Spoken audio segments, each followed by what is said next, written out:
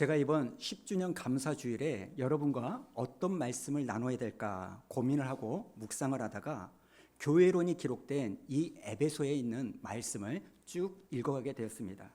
그러다가 그 말씀을 읽는 가운데 오늘 본문에서 제가 개인적으로 감동이 되었던 내용이 있습니다. 특별히 마지막 절인 22절에 눈길이 가는데요. 자, 22절 우리 한번 읽어볼까요? 시작.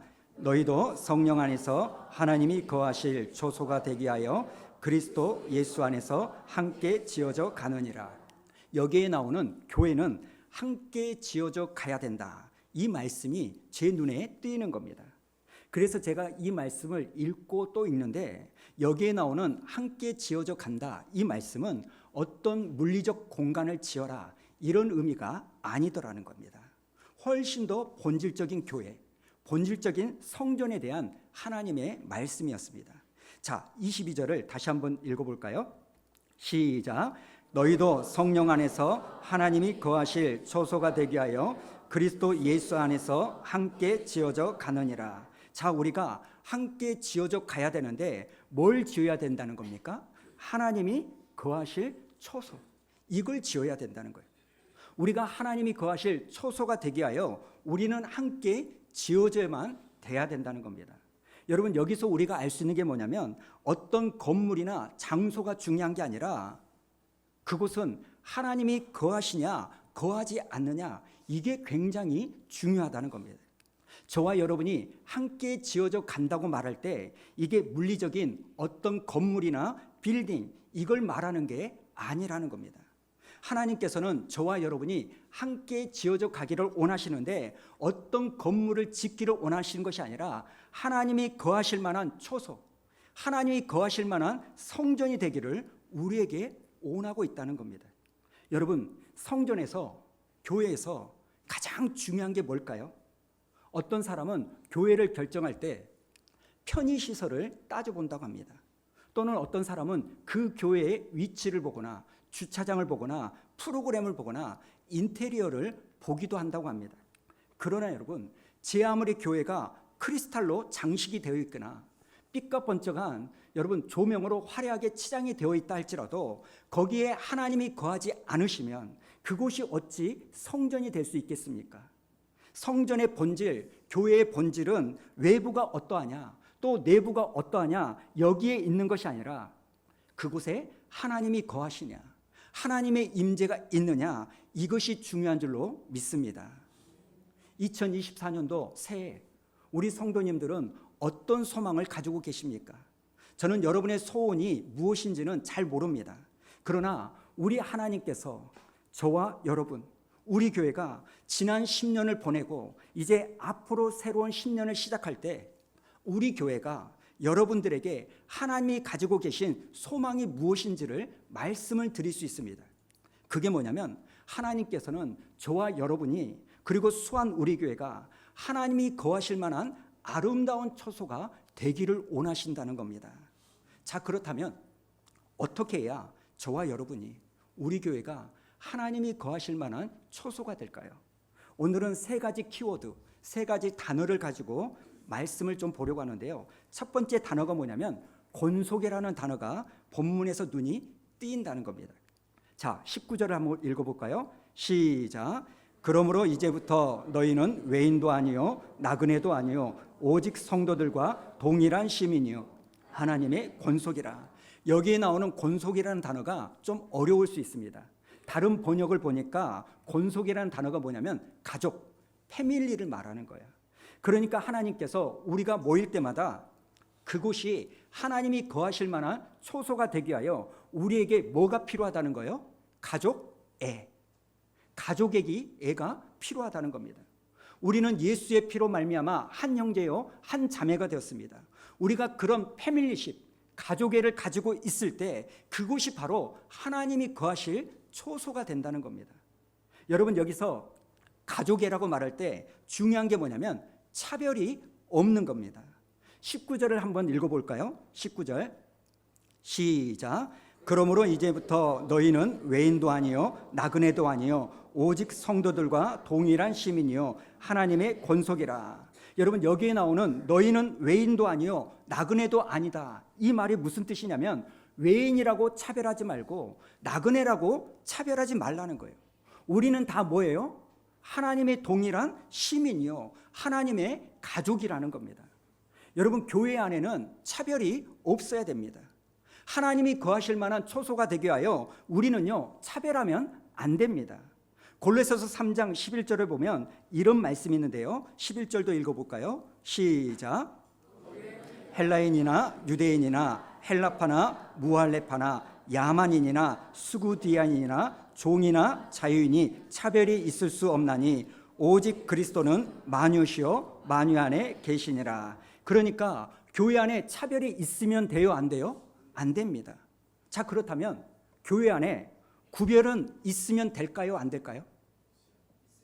됩니다. 여러분 구별은 됩니다. 교회는 구별이 돼야 합니다. 교회는 세상과 구별돼야 되는 거예요. 세상과 똑같으면 안 됩니다. 교회는 교회가 가는 방향이 있고요. 세상은 세상에 가는 방향이 있습니다. 그걸 가치관이라고 말해요. 여러분 세상의 가치관과 교회의 가치관이 같아야 됩니까? 달라야 됩니까? 달라야 됩니다. 구별이 돼야 됩니다. 그래서 세상이 쓰는 돈의 모습과 교회가 쓰는 돈의 모습은 다릅니다. 교회는 돈을 써도 뭔가 좀 다르게 써야 됩니다. 교회는 시간을 써도 세상과는 다른 개념으로 시간을 써야 됩니다. 교회는 말을 해도 세상 사람들과 다른 말을 해야 됩니다. 하나님은 교회가요 구별되기를 원하십니다. 그래서 우리를 뭐라고 말하냐? 성도라고 말하는 거예요. 그러나 여러분 교회는 구별은 돼야 되지만 차별은 하면 안 됩니다. 차별이 뭘까요? 내 자신이 기준이 되어가지고 내 생각이나 내 의견과 다른 사람을 향하여 은근히 깔보거나 업신여기는 태도, 이걸 차별입니다. 그것은 교회 안에 있으면 안 되는 겁니다. 하나님은요 그 사람이 헬라인이 됐든 유대인이 됐든 종이 됐든 자유인이 됐든 할레파가 됐든 무할레파가 됐든 하나님은 차별이 없으십니다. 왜냐하면 가족이니까. 정말 우리가 하나님의 권속이요 하나님의 가족이라고 말한다면 외인이라고 해서 너 나가, 나그네라고 해서 너 여기 있으면 안 돼, 이게 아니라 서로 차별하지 않고 서로 같이 어울려야 됩니다. 그러면 거기가 뭐가 된다고요? 하나님이 거하실 만한 초소가 되는 겁니다. 간혹 동성애자들이요 교회를 향해서 이렇게 말합니다. 교회는 왜 우리를 그렇게 차별하냐 이렇게 따집니다. 성소수자를 차별하지 말라고 말합니다. 여러분 교회는요 차별하면 안 됩니다. 우리 하나님은 그 사람이 동성애자든지 이성애자든지 다 차별하지 않고 사랑하십니다. 그러나 교회는요 동성애자와 구별될 필요는 있다는 겁니다. 우리가 동성애자라고 해서 차별을 하지는 않지만 그렇다고 해서 우리가요 동성애자를 무조건 받아들일 수도 없는 겁니다. 왜냐하면 동성애자와 우리는요 엄연히 구별되어야 하기 때문에 그렇습니다. 우리가 동성애자를 차별하지 않겠다고 해도 그들과 똑같은 삶의 방식을 우리는 살 수가 없습니다. 그러므로 저들이 차별이라고 말하지만 그것이 우리가 하나님 나라의 가치관을 붙들고 구별된 삶을 살다 보니까 저들이 그것을 차별이라고 말한다면 우리는 어쩔 수 없이 저들이 차별이라고 말을 한다 할지라도 우리는 계속해서 구별된 삶을 살아야 될 줄로 믿습니다. 그것은 우리가 그들을 차별하려고 하는 마음이 있어서가 아니라 우리는 그들과 구별되려고 하는 몸부림이 있기 때문에 우리는 그 점에 있어서 한치의 양보도 없이 우리는 거룩하고 구별된 성도의 삶을 살아야 될 줄로 믿습니다. 그러나 여러분 차별은 안 됩니다. 우리가 구별된 삶을 살아야 되지만 차별은 하나님 나라의 가치관에 위배가 되는 겁니다. 그가 종이 되었든 자유인이 되었든 그가 가진 사람이든 못 가진 사람이든지 간에 우리는요 그리스도 안에서 동일한 시민이요 하나님의 가족인 줄로 믿습니다. 그렇게 하면 이곳이 어떻게 된다고요? 하나님이 거하실 만한 초소가 되는 겁니다. 저는 수아누리교회가 이런 하나님의 은혜가 있기를 축복합니다. 두 번째는 우리가 어떻게 해야 하나님이 거하실 만한 초소가 될까? 20절에 나오는 터라고 하는 단어를 우리가 보셔야 됩니다. 자, 20절 우리 한번 읽어볼까요? 시작. 너희는 사도들과 선지자들의 터 위에 세우심을 입은 자라. 그리스도 예수께서 친히 모퉁이 돌이 되셨느니라. 여러분, 우리가 건물을 지으려고 할 때 터, 기초가 중요하죠. 여러분, 터가 없는 곳에 건물을 세울 수는 없습니다. 마찬가지로 우리가 하나님이 거하실 만한 초소가 되려고 할 때 당연히 터, 기초가 굉장히 중요합니다. 그런데 그 터가 뭔가 봤더니 20절을 다시 한번 보여주실래요? 20절에 보니까 사도들과 선지자들의 터. 여러분, 사도들과 선지자들의 터라는 게 무슨 말일까요? 여기에 나오는 사도들과 선지자들의 터라는 것은요, 말씀과 기도의 터입니다. 왜 그러냐면 사도들이 가장 중요하게 여기는 게 뭐냐? 말씀과 기도입니다. 사도행전 6장을 보면 교회 안에 있던 헬라파 유대인들과 히브리파 유대인들 사이에 갈등과 싸움이 생깁니다. 초대교회 당시에 교회가요, 과부를 구제하는 엄청나게 귀하고 좋은 일을 행했습니다. 힘없는 약자, 사회적으로 소외된 이 과부들을요, 교회가 음으로 양으로 도와주는데, 여러분, 구제하는 그 과정에서 자꾸 헬라파 과부들의 명단이 누락이 되는 거예요. 그래서 이 헬라파 유대인들이 소원해지는 겁니다. 그런데 이게 쌓이고 쌓이다 보니까 성도들 사이에 다툼과 싸움이 일어나는 겁니다. 그러자 사도들이 이 문제를 가지고 이 사건을 어떻게 봉합을 해야 될까 고민을 하다가 두 가지를 결정합니다. 첫 번째가 뭡니까? 7 집사를 세워서 이 일을 그들에게 맡기는 겁니다. 그리고 두 번째는 과부를 구제하는 일은 7 집사에게 맡기고 사도들은 말씀과 기도하는 일에 집중하기로 결정합니다. 자, 사도행전 6장 3절과 4절 우리 한번 읽어볼까요? 시작. 형제들아, 너희 가운데서 성령과 지혜가 충만하여 칭찬받는 사람 7을 택하라. 우리가 이 일을 그들에게 맡기고 우리는 오로지 기도하는 일과 말씀 사역에 힘쓰리라니. 그러니까 사도들과 선지자들의 터라는 것이 뭐냐? 여기에 나오는 말씀과 기도의 터를 말하는 겁니다. 지금 우리는요, 하나님이 거하실 만한 초소에 대해서 이야기를 나눕니다. 하나님이 거하실 만한 하나님의 임재가 임할 초소가 되기 위해서는 우리는요, 말씀과 기도의 터 위에 있어야 될 줄로 믿습니다. 여러분, 한번 생각해 보세요. 힘없는 과부를 구제하는 일, 얼마나 귀한 사역입니까? 누군가를 도와주겠다는 것은 정말 쉬운 일이 아닙니다. 그런데 여러분, 과부를 구제하는 그 좋은 일을 아무리 한다 할지라도 터가 약하면 어떻게 되는 거예요? 그 선한 싸움의 사역에도 싸움이 일어나는 겁니다. 그 좋은 일을 하면서도 성도들이 싸우게 된다는 겁니다. 그 아름다운 일을 하면서도 서로 으르렁거리면서 못 잡아먹어 안달이 되는 겁니다. 뭐가 약해져서요? 말씀과 기도가 무너지면 제 아무리 좋은 일이라 할지라도 다툼이 일어나는 겁니다. 올 2024년도 내가 교회를 위하여 뭔가 봉사를 해봐야 되겠다. 내가 소그룹 모임에 참석을 해봐야 되겠다. 다 좋습니다. 그러나 여러분, 정말 중요한 게 한 가지 있는데, 하나님이 거하실 만한 초소가 되기 위해서 말씀의 터, 기도의 터가 중요한데, 이 터를 등한시하고 어떤 일을 하게 되면 그 일이 아무리 좋은 일이라 할지라도 얼마 가지 않아요. 어려움이 생기게 되는 겁니다. 여러분, 선한 일을 내가 한다고 해서 그 선한 일이 나를 붙잡아 주는 게 아닙니다. 그 선한 일을 한다 할지라도 반드시 우리는요, 말씀과 기도의 터 위에 서 있어야 될 줄로 믿습니다. 그래야 그곳이 하나님이 거하실 만한 초소가 되는 거고 분쟁과 싸움과 다툼이 없어지는 겁니다. 자, 세 번째, 하나님이 거하실 초소가 되기 위하여 우리가 알아야 될 게 뭐냐? 연결이라는 단어입니다. 자, 21절에 보면 연결이라는 단어가 나오는데요. 자, 21절 읽어볼까요? 시작.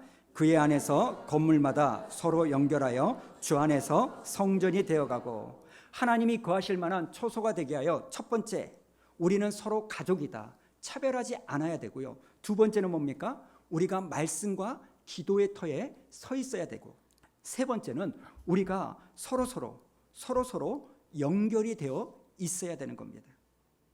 수년 전에 영국 런던에 굉장히 태풍이 심하게 불었다고 합니다. 그러자 그 태풍으로 인하여 런던 시내에 있는 가로수 나무가요 다 뽑혀진 거예요.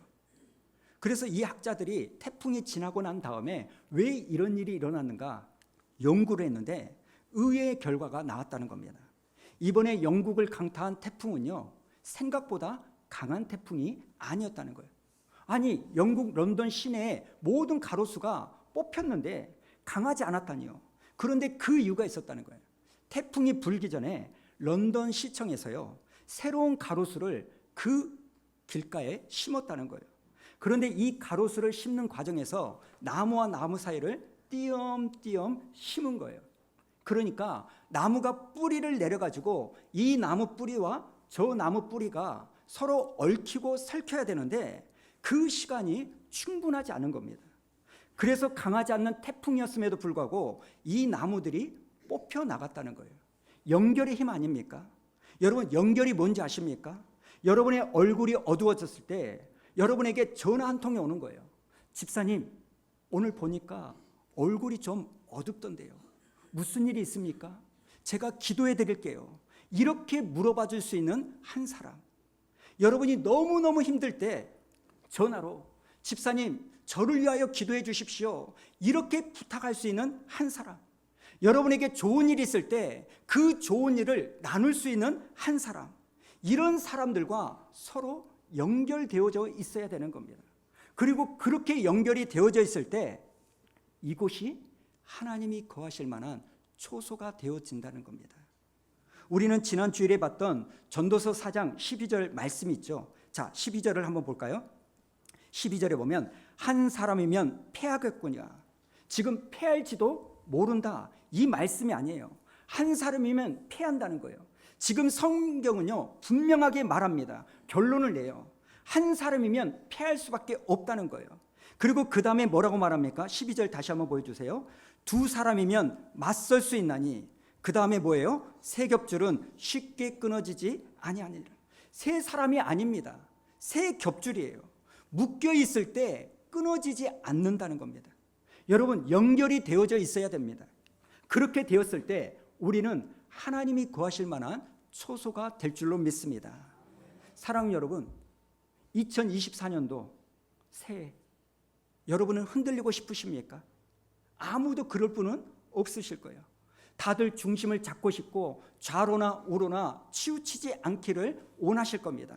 그런데 여러분, 우리의 원함과는 상관없이 2024년도에도 우리는 끊임없이 흔들릴 거고 끊임없이 낙심할 거고 끊임없이 무슨 일로 잠을 못 잘 겁니다.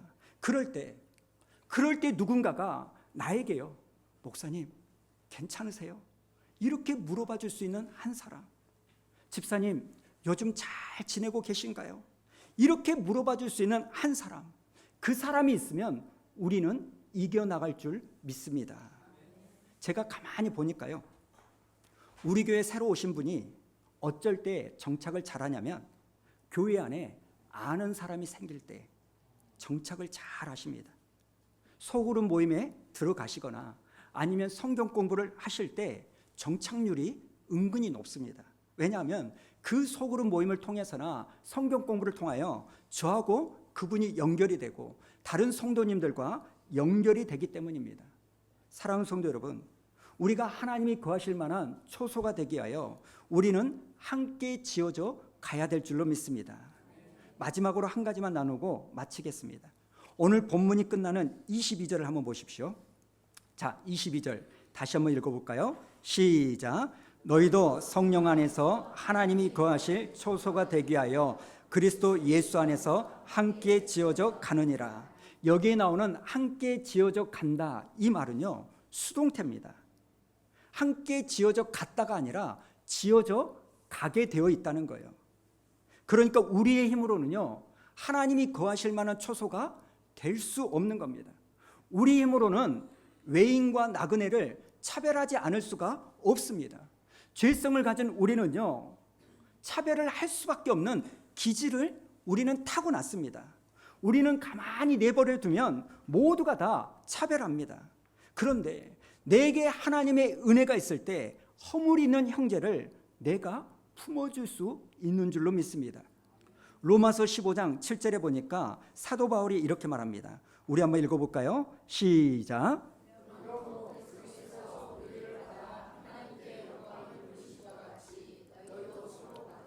여기에 나오는 받으라는 말이요, 막 머리로 들이받아라 이런 말일까요? 아니죠. 여기에 나오는 받으라는 말은 용납해줘라, 수용해줘라, 품어줘라. 누가 무슨 말을 해도, 말도 안 되는 소리를 해도 경청해라.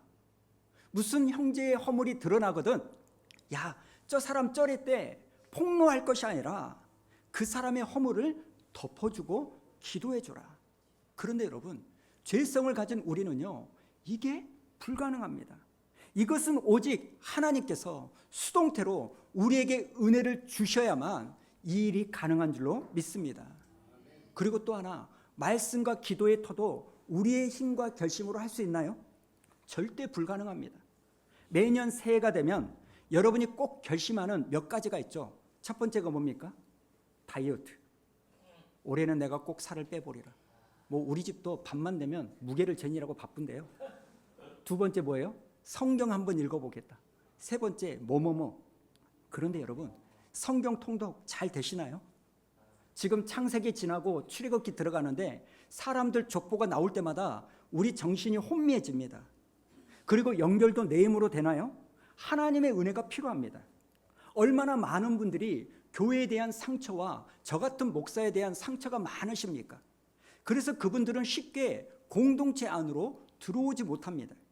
여러분, 우리는요, 이런 분들을 충분하게 기다려줘야 됩니다.